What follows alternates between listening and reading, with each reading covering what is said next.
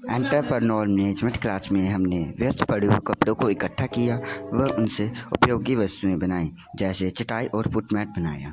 Entrepreneur management class में हमने चटाई और मैट बनाना सीखा, जिसे बनाने की प्रक्रिया के मुख्य चरण हैं हथकरघा, खड्डी तैयार करना, खड्डी पर कीले लगाना, लोहे की छड़ें लगाना, कपड़ों का उपयोग करना, इनको जोड़कर गोला बनाना, चटाई की बुनाई, जाले पर बुनाई करना।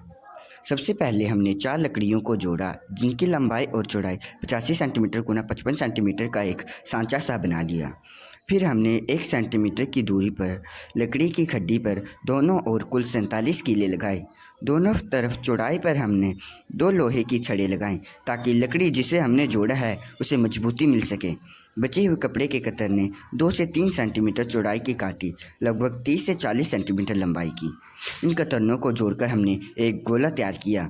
अब लकड़ी की खड्डी पर बुनाई शुरू की, जिसमें हमने गोले से कपड़े लेकर पहली कील पर गांठ लगाई और सामने की कील पर उसे कसकर लपेटते हुए फिर से उसे दूसरे छोर तक दूसरी कील तक ले गए। इस तरह हमने दाएं से बाएं कपड़ों का जाला सा बना लिया। अब उस जाले पर हमने कपड़ों से ही बुनाई शुरू की। बुनाई के लिए हमने कपड़े के दोनों सिरों को लिया और जो हमने ताना तैयार किया था उसके ऊपर और नीचे से दोनों सिरों को कसकर उन्हें बुनना शुरू किया। इस तरह ताना बांधे हुए हमारा मैट बनकर तैयार हो गया। बुने हुए मैट को हम धीरे धीरे कीलों से अलग करते हैं। इस तरह हमारा मैट बनकर तैयार हो गया। इसे हम मैट की तरह भी इस्तेमाल कर सकते हैं।